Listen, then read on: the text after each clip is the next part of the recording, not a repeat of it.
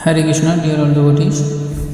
तो हम लोग आज 7वां श्लोक से डिस्कस करेंगे। उससे पहले लास्ट क्लास का एक बार हम लोग देख लेते हैं कि 5वां छठा में क्या था, एक नज़र में देखेंगे।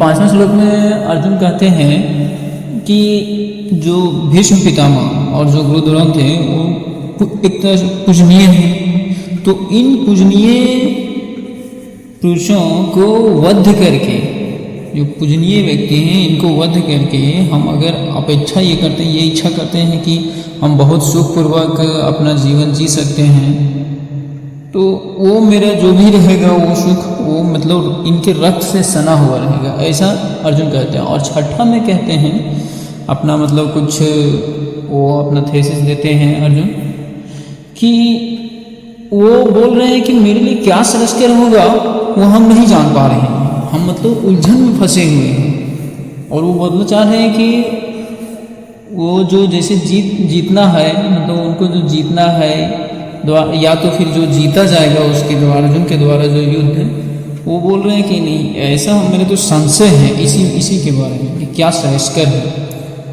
तो वो उसी में छठा श्लोक में और कहते हैं उसमें कि धृतराष्ट्र के पुत्र अगर मुझे आकर के वध भी कर दे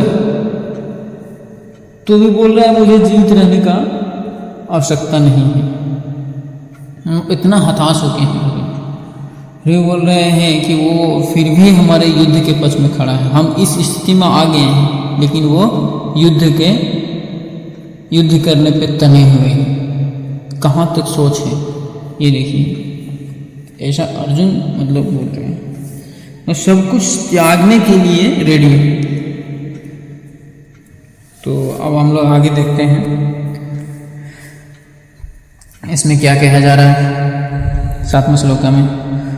कार्पण्य दोषोपहत स्वभावः पृच्छामि तं धर्म सम्मूढचेता यच्छ्रेयस्यान्निश्चितं प्रहितन्मे शिष्यस्तयाहं साधीमनुतां प्रपन्नम्। तो 7वें श्लोक में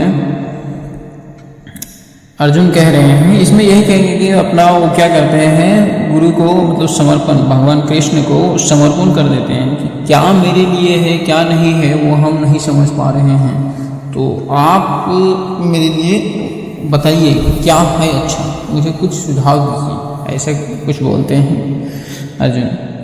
देखिए यहाँ पे क्या बोल रहा है, संस्कृत शब्द हम लोग देखते हैं। कार्पण्य मतलब कृपणता।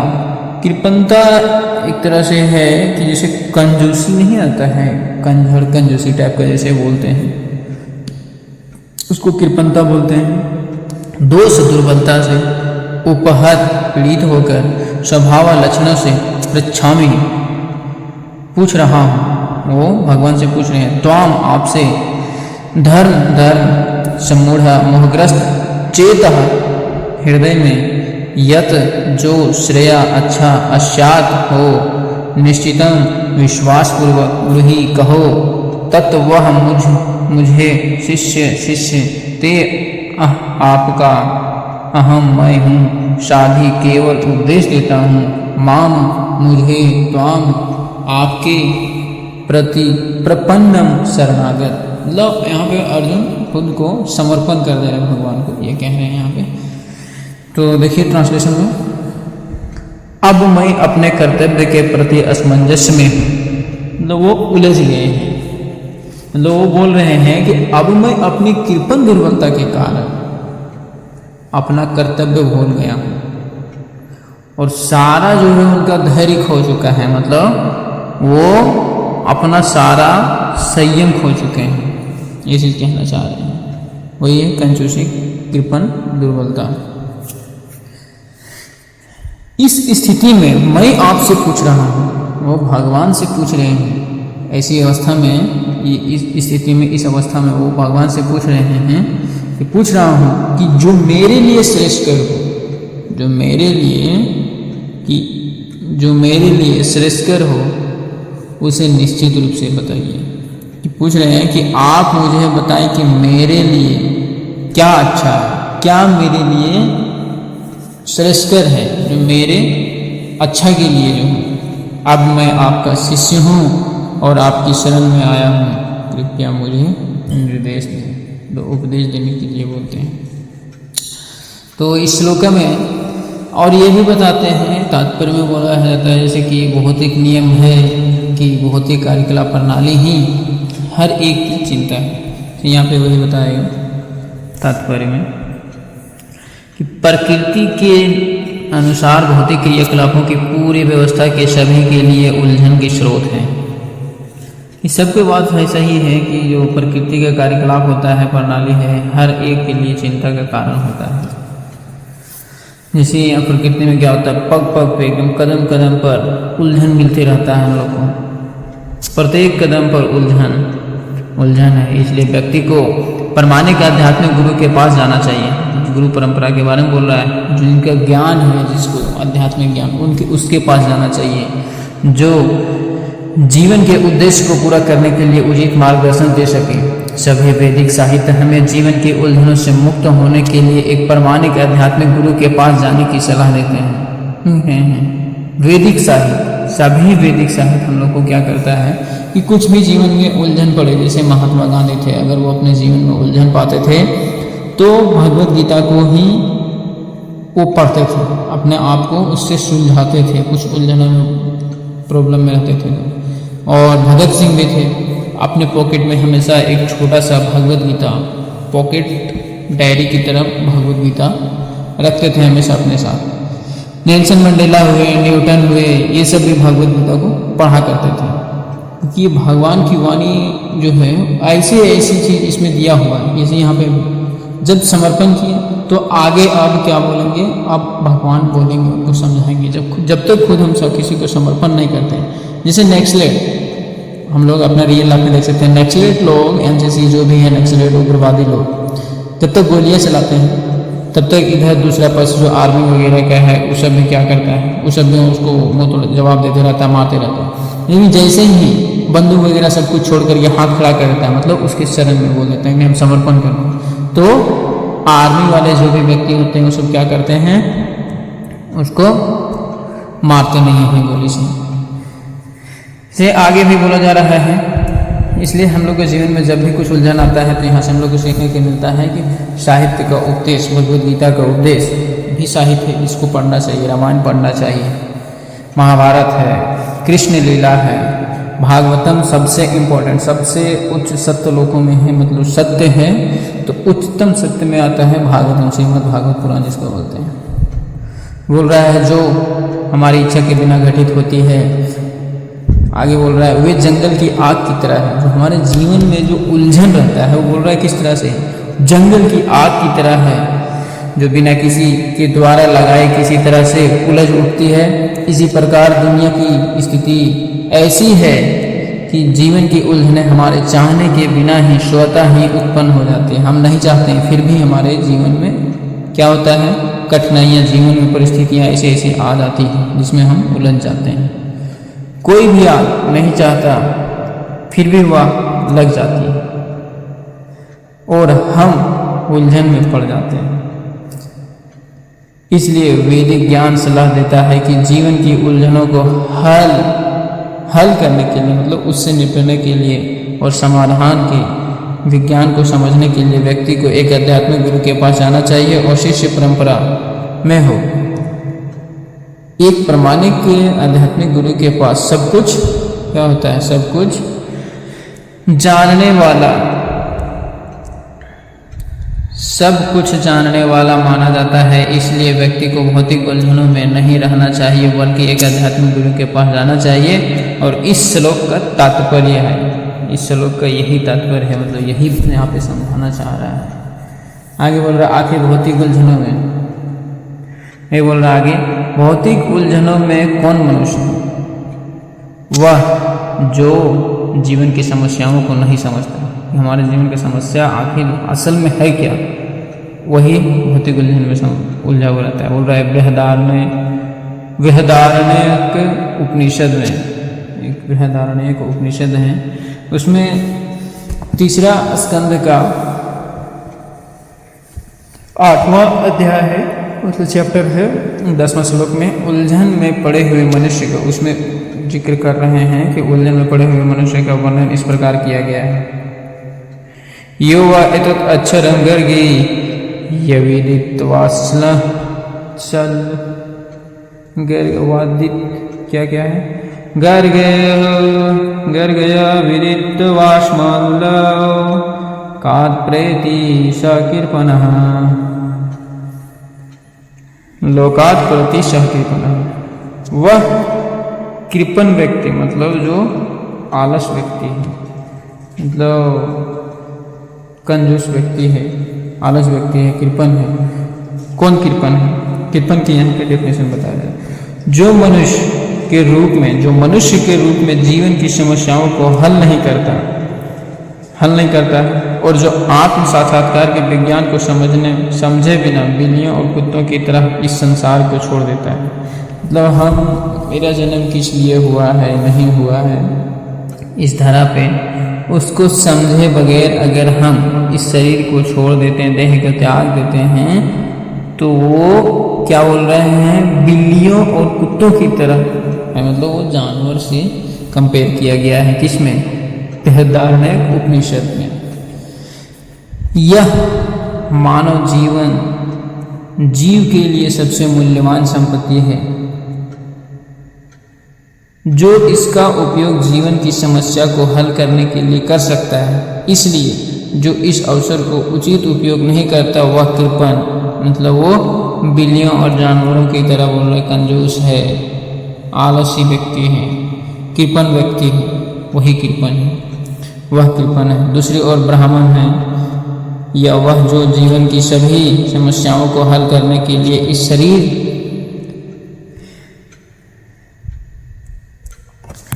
शरीर का उपयोग करने के लिए पर्याप्त बुद्धिमान है। तो ब्राह्मण लोग हमेशा वो लोग क्या करते हैं, हमेशा वो लोग शास्त्र वगैरह, होली बुक्स वगैरह पढ़ते रहते हैं, तरह तरह के शास्त्र, उपनिषद ये सब पढ़ते रहते हैं।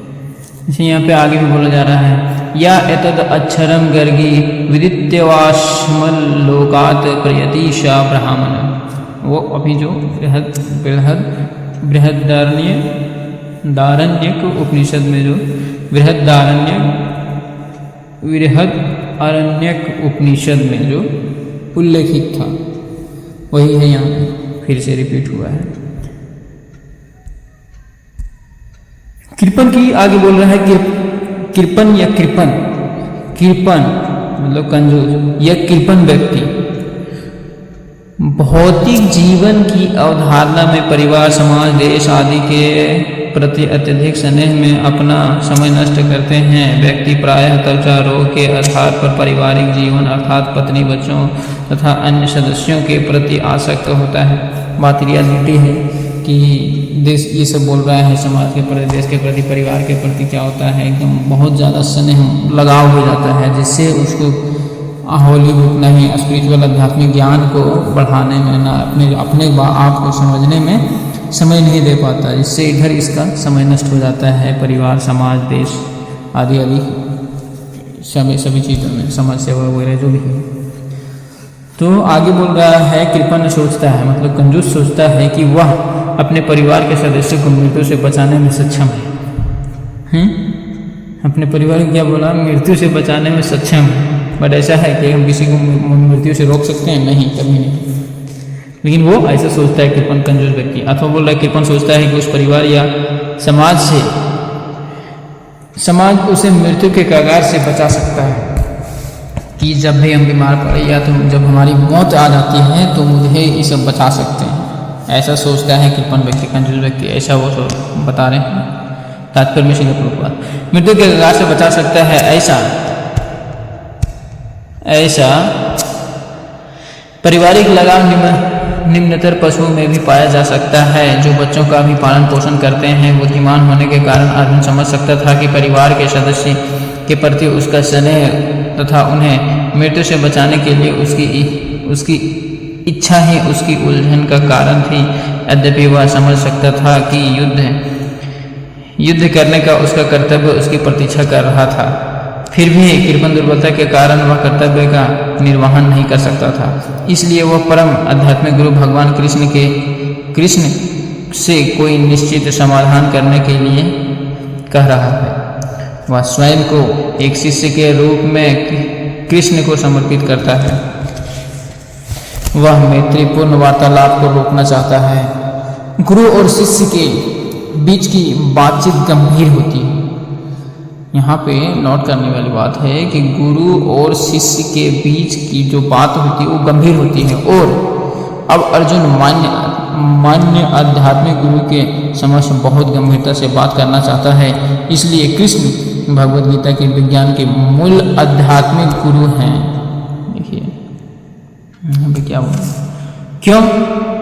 क्योंकि भगवान जो है वही है। गुरु परंपरा यहाँ से भी है। हमेशा भगवान, सबसे पहले भगवान ही सुनाए। सबसे पहले अर्जुन से भी पहले भगवद गीता को युष्मान सूर्यदेव को सुनाया गया था।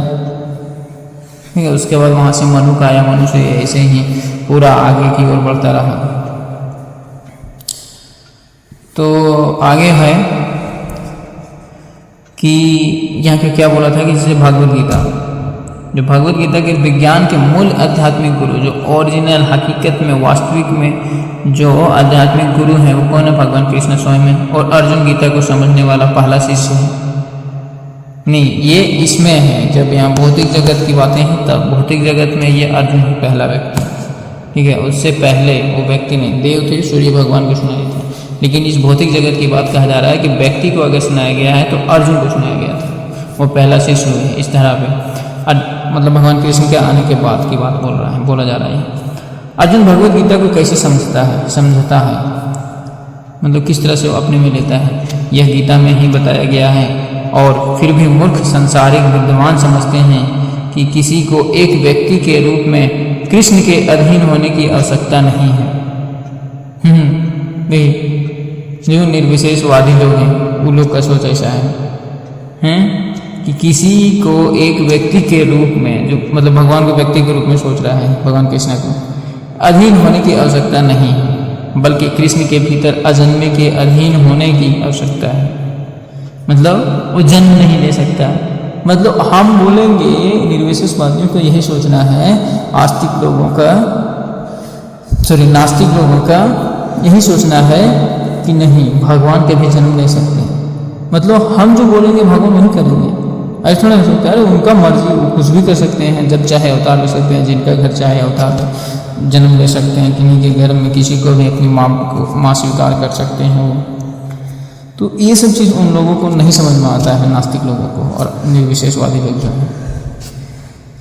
ये बोल रहा है कृष्ण के भीतर और बाहर में कोई अंतर नहीं है, और जिससे इस समझ का कोई बोध नहीं है। मतलब इस समझ का कोई बोध नहीं, मतलब इस ज्ञान के बिना। आगे क्या बोला जा रहा है? कृष्ण के अंतर तथा बाहर में कोई अंतर नहीं। ये बोला इस ज्ञान के बिना जो भगवद गीता को समझने का प्रयास करता है वो सबसे बड़ा मूर्ख है। ये यहाँ पे यही समझाया जा रहा है कि जो इस ज्ञान के बिना अगर भगवद गीता को समझने की कोशिश करता है भगवान कृष्ण के लिए, ये चीज़ बोला जा रहा है। ये इंपॉर्टेंट पॉइंट है। Got point is this hair.